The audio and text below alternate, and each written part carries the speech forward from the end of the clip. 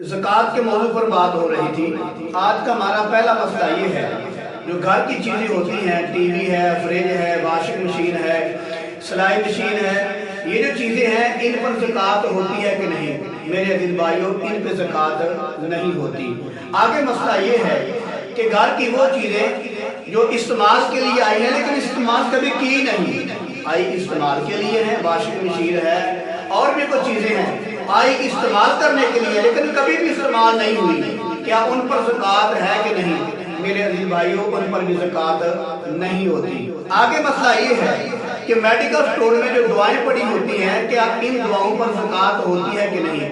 मेरे अज़ीज़ भाइयों, इन दवाओं पर ज़कात नहीं होती। इनकी जो आमदनी आती है उस आमदनी पर ज़कात होती है। आगे मसला ये है, वो रकम जो आपने किसी को उधार दे रखी है, कर्ज पर दे रखी है, क्या उस पर ज़कात है कि नहीं?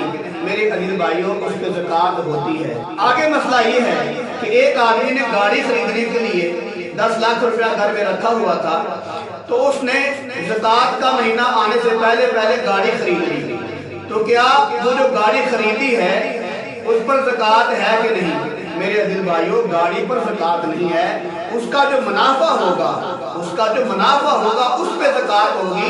जबकि वो निसाब को भी पूरा हो जाए और साल भी गुजर जाए तो उस वक्त ज़कात होगी।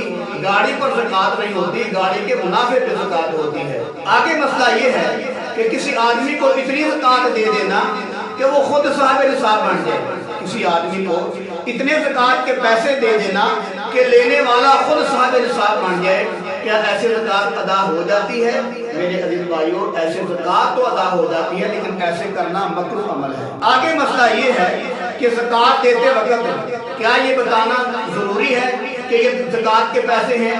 मेरे अज़ीज़ भाई, ज़कात देते वक्त ये बताना ज़रूरी नहीं कि ये ज़कात के पैसे हैं। आप उनको तोहफा भी कह सकते हो, हदिया भी कह सकते हो, बताना ज़रूरी नहीं।